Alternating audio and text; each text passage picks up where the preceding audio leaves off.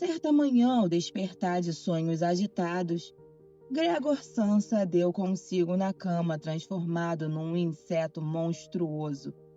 Jazia de costas, umas costas duras feito couraça, e erguendo um pouco a cabeça, viu sua barriga bojuda, marrom, dividida em segmentos envergados, sobre a qual a coberta estava prestes a escorregar e cair, e suas muitas patas, lamentavelmente finas para aquele corpo enorme, agitavam-se indefesas diante de seus olhos.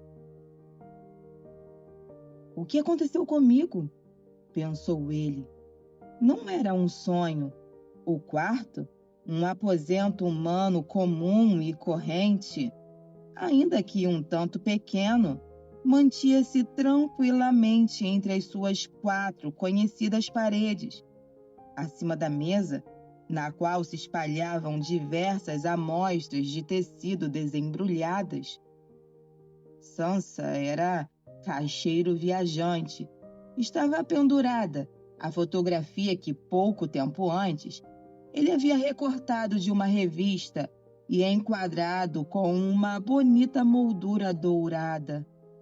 Mostrava uma senhora que, de chapéu e estola de pele, estava sentada com o corpo aprumado e erguia para o observador um pesado regalo também de pele, no qual todo seu antebraço desaparecia. Gregor dirigiu o olhar para a janela. O tempo nublado. Ouvia-se o tamborilar das gotas de chuva na pingadeira. O encheu de melancolia. E se eu dormisse um pouco mais e esquecesse todas as tolices? Pensou.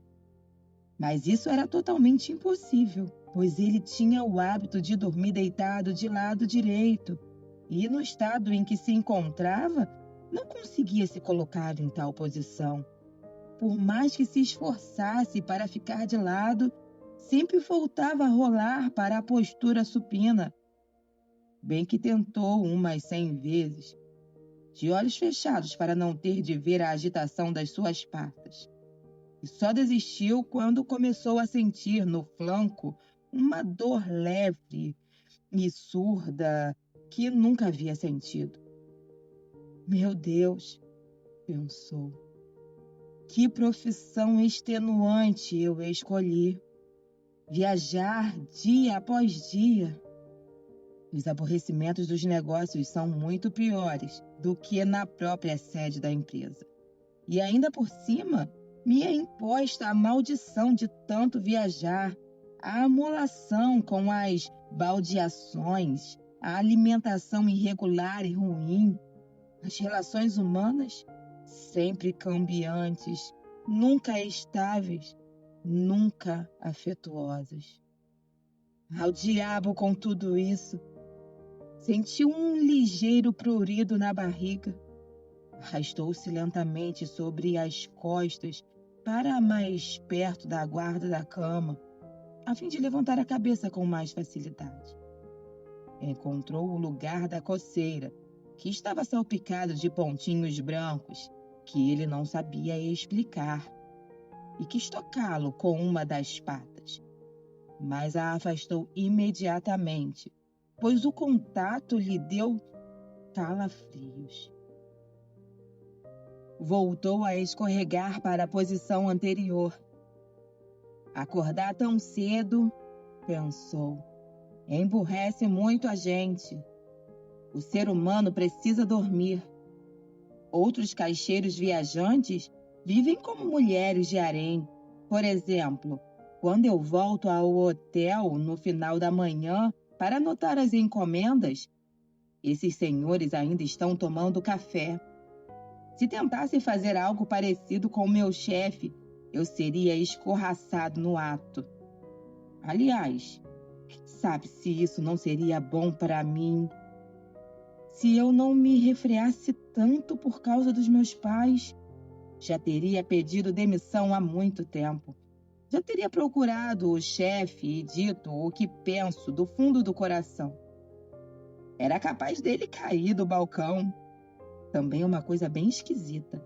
Ficar sentado no balcão e lá de cima falar com o empregado que, além disso, tem que se aproximar muito por causa da surdez do chefe. Ora, eu ainda não perdi toda a esperança. Assim que juntar o dinheiro para lhe pagar a dívida dos meus pais, coisa que ainda pode demorar uns 5 ou 6 anos, palavra que faço isso. Então, será a grande ruptura. Mas por hora tenho de levantar, pois o meu trem parte às 5. E olhou para o despertador, que tic-taqueava na cômoda. Santo Deus! Pensou. Eram 6h30 e os ponteiros avançavam com calma. Inclusive, já passava da meia hora. Eram quase 15 para as 7. Acaso o despertador não havia tocado? Via-se da cama que ele estava corretamente ajustado para 4 horas. Seguramente o despertador havia soado. Sim, mas era possível continuar dormindo tranquilamente com aquele barulho a sacudir os móveis? Bem, Gregor não tivera um sono tranquilo, mas é provável que por causa disso o sono tenha sido mais profundo. Mas o que fazer agora? O trem seguinte partia às 7 horas. Para alcançá-lo, teria de se apressar feito um louco, e as amostras ainda não estavam na mala, e ele próprio não se sentia particularmente leve e bem disposto. E mesmo que conseguisse pegar o trem, não deixaria de levar uma descompostura do chefe, pois o contínuo da empresa teria esperado o das 5, e fazia tempo que comunicara a sua ausência. O sujeito era uma criatura do chefe, sem dignidade nem inteligência, e se Gregor alegasse doença, isso, porém, seria sumamente embaraçoso e suspeito, visto que ele não adoecera uma única vez nos seus 5 anos de serviço. Com certeza o chefe viria acompanhado do médico do seguro-saúde, repreenderia os pais por causa do filho tão vadio e, seguindo o conselho do médico do seguro-saúde, para o qual só existem pessoas sadias, mas avessas ao trabalho, não aceitaria nenhuma objeção. E neste caso, estaria totalmente equivocado?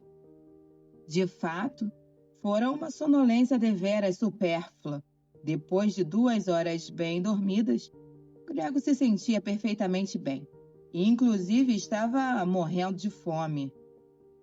Enquanto ele pensava em tudo isso muito às pressas, sem poder tomar a decisão de sair da cama, o despertador acabava de marcar 15 para as 7. Bateram suavemente na porta, mais próxima da cabeceira da cama. Gregor?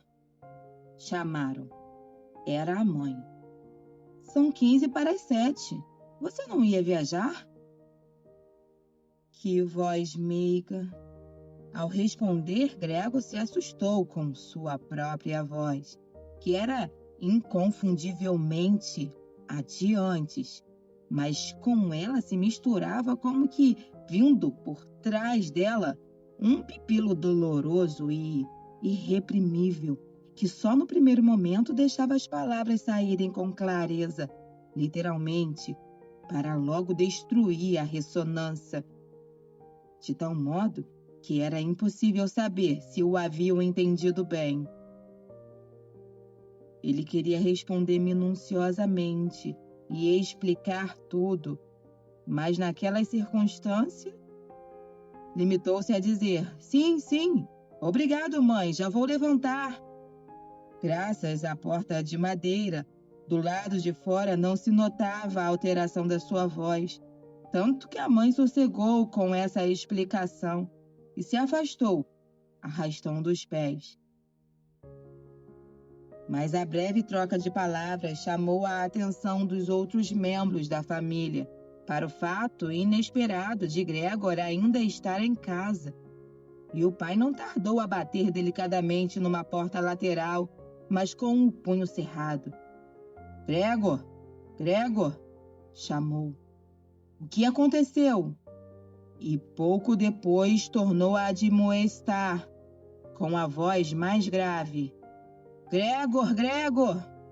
Mas, a outra porta lateral, a irmã choramingou baixinho. Gregor, você está passando mal? Precisa de alguma coisa? Gregor respondeu para os dois lados. Já estou pronto e, tomando o máximo de cuidado com a pronúncia e separando as palavras com demoradas pausas, esforçou-se para eliminar da voz tudo o que parecesse esquisito. O pai também voltou ao café da manhã, mas a irmã cochichou. Gregor, abra a porta. Eu imploro. Mas Gregor, sem a menor intenção de abrir a porta, louvou o cuidado adquirido nas viagens de, mesmo em casa, deixar as portas trancadas durante a noite. Em primeiro lugar, queria se levantar com calma e sem perturbação, vestir-se e, principalmente, tomar o café da manhã. Só depois pensaria no resto, pois sabia perfeitamente que na cama não chegaria a uma conclusão sensata com suas reflexões. Lembrou-se de que já havia sentido mais de uma vez uma leve dor, talvez por ter se deitado de mau jeito, que depois, quando ele se levantava, revelava-se pura imaginação. Estava curioso para ver sua imaginação daquela manhã esvair-se pouco a pouco.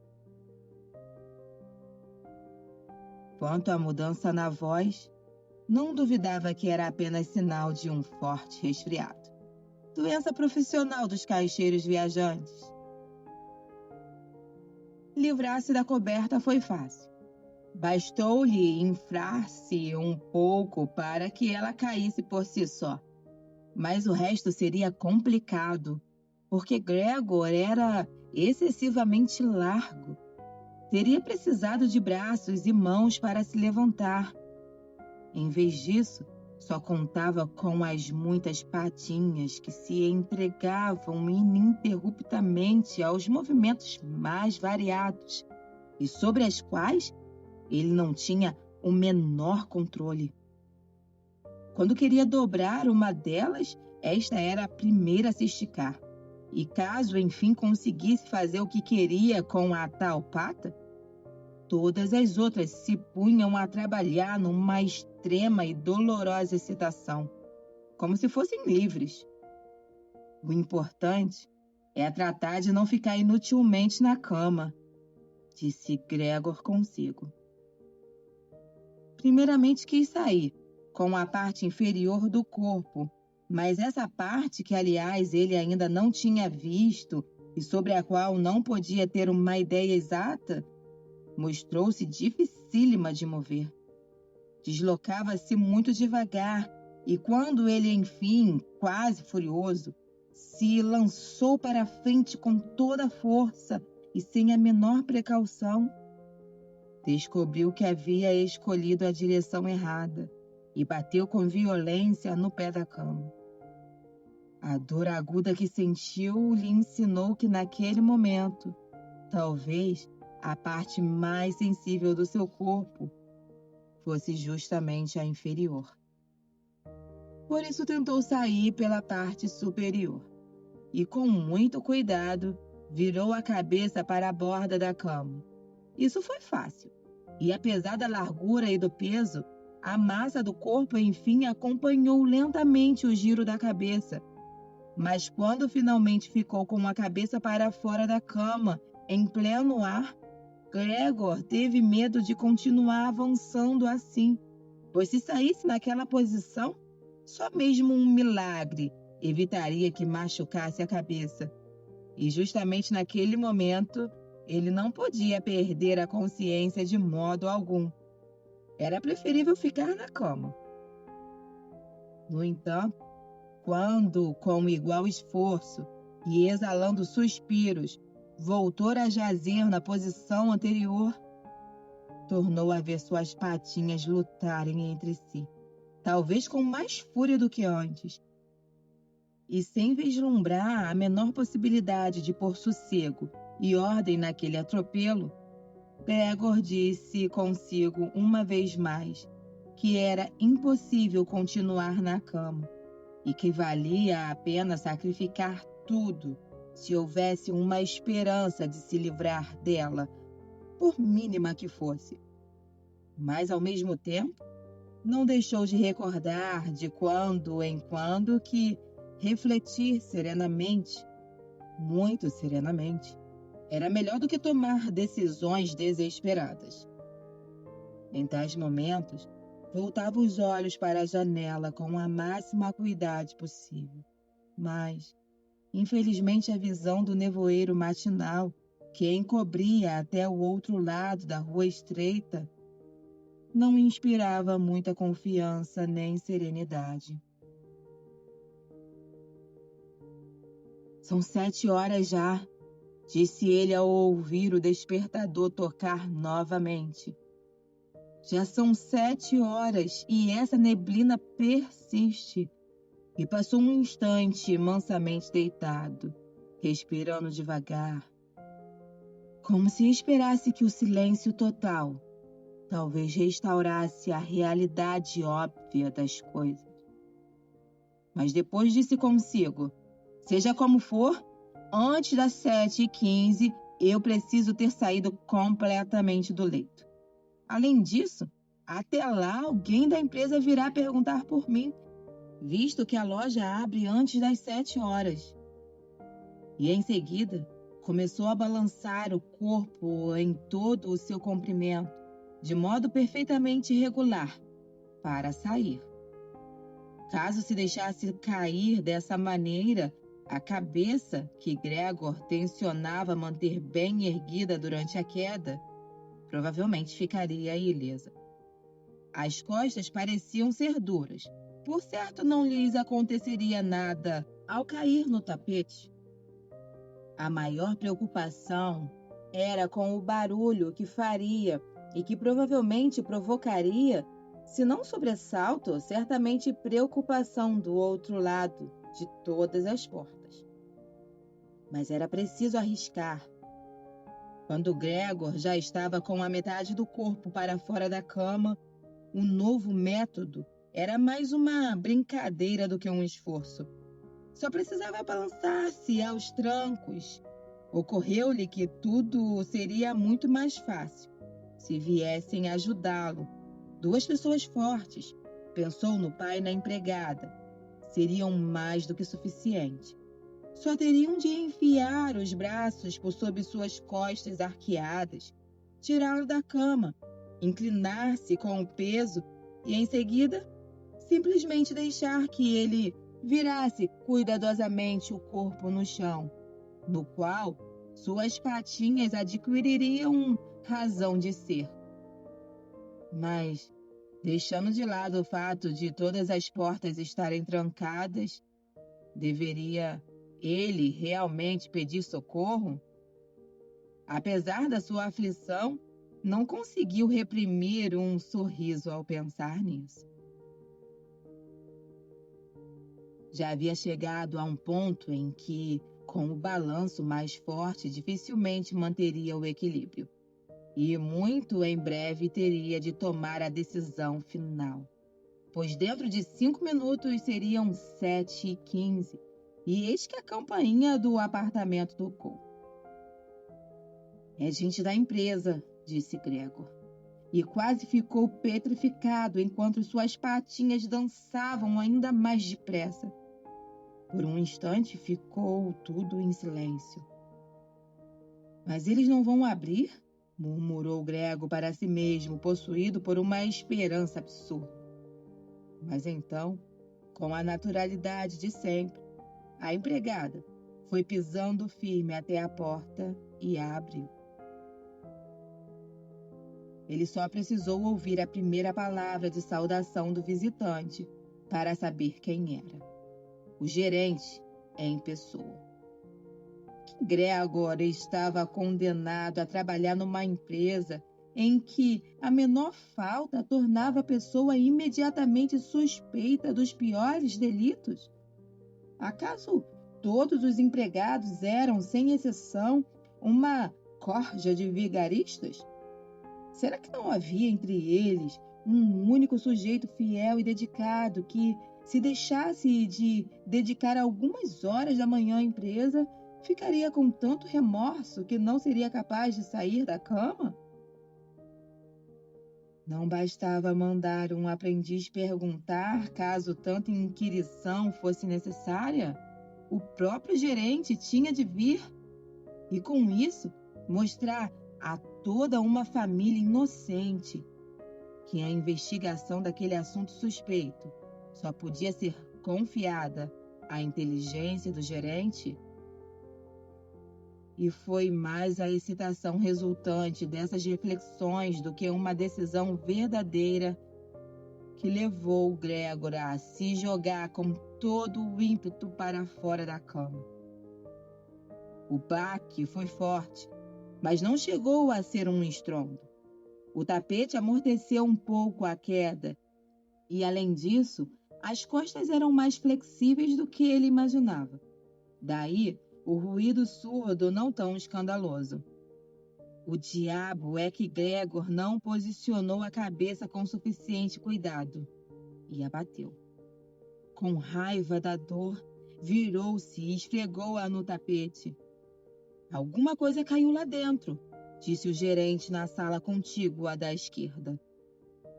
Gregor tentou imaginar se algo parecido com o que lhe acontecera naquele dia não podia acontecer também ao gerente. Convinha pelo menos admitir a possibilidade.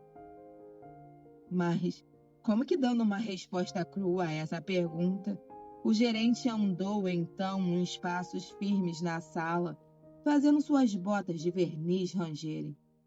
No cômodo à direita, a irmã cochichou para avisar Gregor. Gregor, o gerente está aqui. Eu sei, disse ele consigo, mas não se atreveu a levantar a voz para que a irmã o ouvisse. Gregor, chamou então o pai da sala da esquerda. O senhor gerente veio perguntar por que você não embarcou no primeiro trem. Nós não sabemos o que dizer. Além disso, ele também quer falar com você pessoalmente. Portanto, faça o favor de abrir a porta. O senhor gerente terá a bondade de desculpar a desordem do quarto. Bom dia, senhor Sansa, interpôs-se o gerente com amabilidade. Ele não está passando bem, disse a mãe ao gerente enquanto o pai continuava falando à porta. Não está nada bem, acredite em mim, senhor gerente. Do contrário, não teria perdido o trem. O garoto não tira a empresa da cabeça. Eu quase chego a me irritar porque ele nunca sai à noite. Agora mesmo passou 8 dias na cidade, mas ficou em casa todas as noites. Sentava-se à mesa conosco e ficava em silêncio lendo o jornal ou estudando o horário dos trens.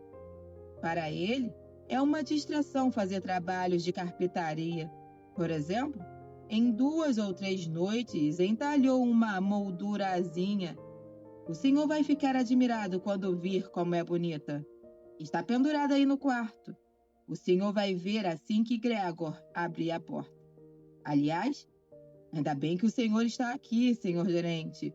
Sozinhos, nós não teríamos conseguido fazê-lo abrir a porta. Ele é muito teimoso e com certeza não está passando bem, embora o tenha negado de manhã cedo. Já vou, disse Gregor lenta e cautelosamente, e não se mexeu para não perder uma só palavra da conversa. Também não posso dar outra explicação para isso, senhora, disse o gerente. Espero que não seja nada grave, se bem que, por outro lado, Eu também tenho de dizer que nós, comerciantes, para o bem ou para o mal, como se queira, muitas vezes simplesmente temos que superar um leve mal-estar por consideração dos negócios. E então, o senhor gerente já pode entrar no quarto? Não, respondeu Gregor. No cômodo da esquerda fez-se um silêncio constrangedor. No da direita, a irmã começou a soluçar. Afinal, por que a irmã não se reunia aos outros? Ela acabava de sair da cama e ainda não tinha começado a se vestir. Então, por que estava chorando? Porque ele não se levantava e não deixava o gerente entrar? Porque corria o perigo de perder o emprego e porque, se isso acontecesse, o chefe voltaria a perseguir os pais com as antigas exigências? Mas por ora essas preocupações eram desnecessárias. Gregor ainda estava lá e não tinha a menor intenção de abandonar a família. No momento, achava-se estendido no tapete, e ninguém que tivesse conhecimento do seu estado exigiria seriamente que ele deixasse o gerente entrar. Mas por causa dessa pequena grosseria, para a qual posteriormente seria fácil arranjar uma desculpa adequada, Gregor não podia ser despedido imediatamente. E tinha a impressão de que seria muito mais sensato que o deixassem em paz agora, em vez de importuná-lo com choros e tentativas de persuasão. Mas o que incomodava os outros e desculpava o seu comportamento era justamente a incerteza. Senhor Sonsa? Chamou o gerente em um tom de voz mais alto. O que está acontecendo afinal? O senhor se entrincheira aí no quarto, responde só com sim ou não, preocupa séria e inutilmente seus pais e falta, diga-se de passagem, aos seus deveres profissionais de modo verdadeiramente escandaloso. Eu falo em nome dos seus pais e do seu chefe e peço-lhe muito seriamente uma explicação imediata e clara. Estou assombrado. Assombrado. Eu o considerava um homem sereno e prudente. E agora, repentinamente, o senhor parece querer começar a exibir estranhas extravagâncias. Esta manhã, o chefe me insinuou uma possível explicação para sua ausência. Referia-se ao dinheiro que lhe foi confiado recentemente para efetuar os pagamentos. Mas, na verdade, eu quase dei a minha palavra de honra que essa explicação não podia estar certa.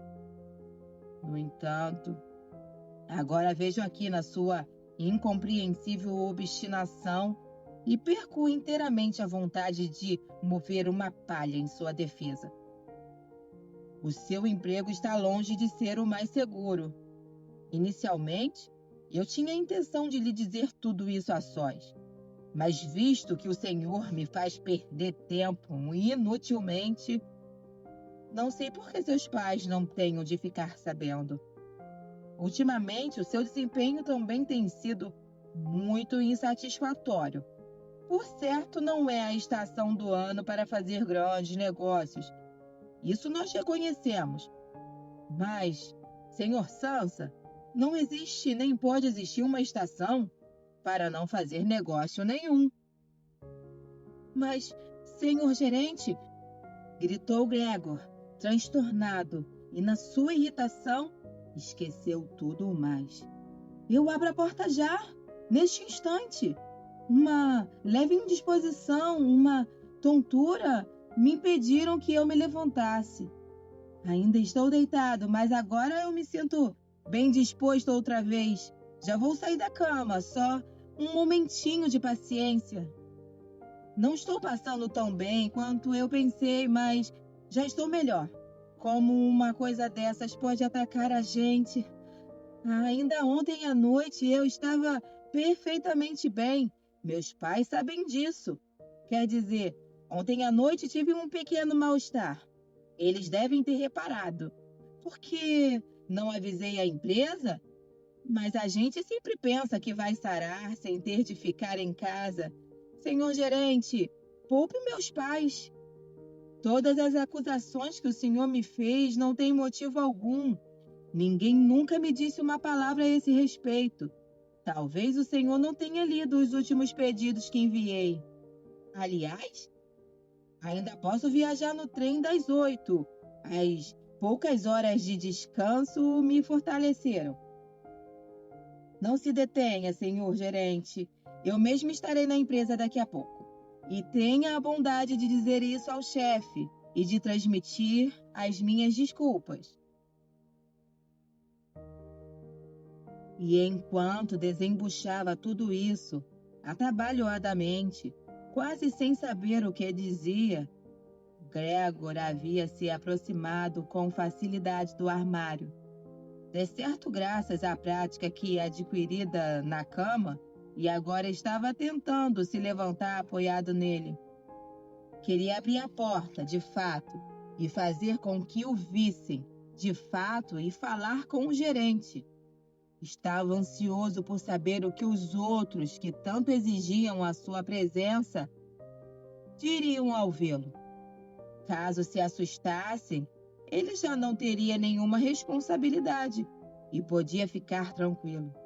Mas se aceitassem tudo calmamente, Gregor não teria o menor motivo para se inquietar. E caso se apressasse, podia de fato estar na estação ferroviária às 8 horas. Inicialmente escorregou várias vezes no armário liso, mas, finalmente, com um último impulso, conseguiu ficar de pé. Já não dava a menor atenção às dores do abdômen, por mais agudas que fossem.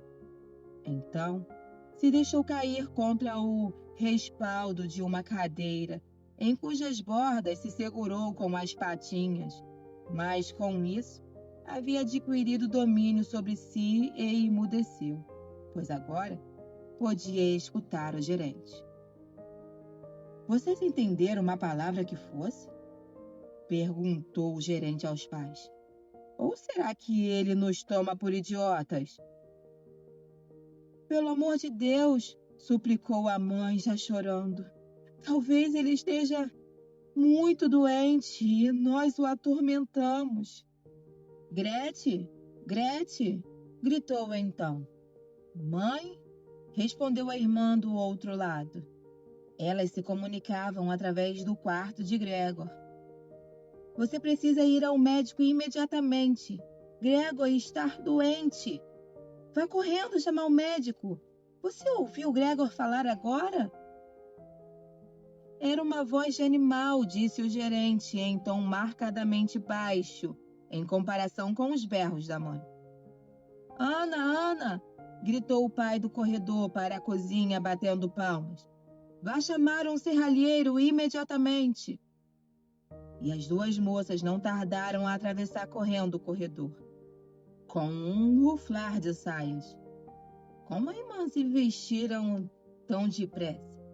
E a escancarar a porta, ninguém ouviu a porta se fechar. Certamente elas a deixaram aberta, como costuma acontecer nas casas em que houve uma grande desgraça. Gregor, porém, estava muito mais tranquilo.